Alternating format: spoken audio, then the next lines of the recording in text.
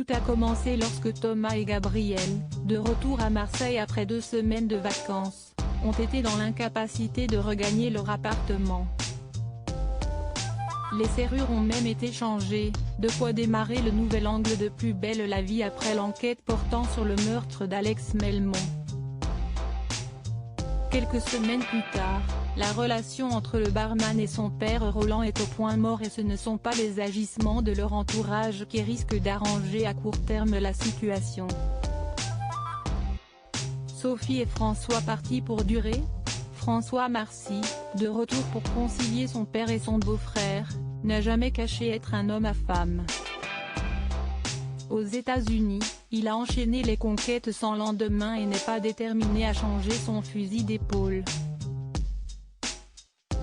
Cela tombe bien, Sophie n'est pas non plus une femme farouche et on l'a déjà vu coucher avec Franck et Mathieu en l'espace de quelques jours.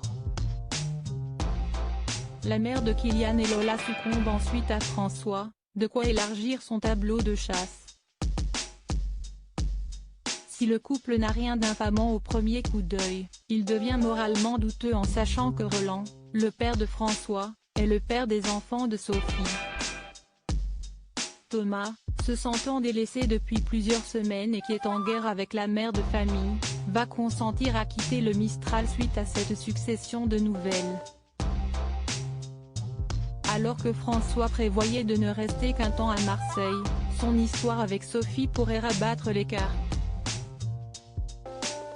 9 ans après Johanna Blanche, ce n'est pas la première fois dans l'histoire du feuilleton qu'un enfant et son parent succombent à la même personne. 9 ans plus tôt, Johanna et Gaspard débarquaient à Marseille après un mariage secret. En quelques semaines, Blanche s'est rapprochée du clown et a couché avec l'époux de sa fille.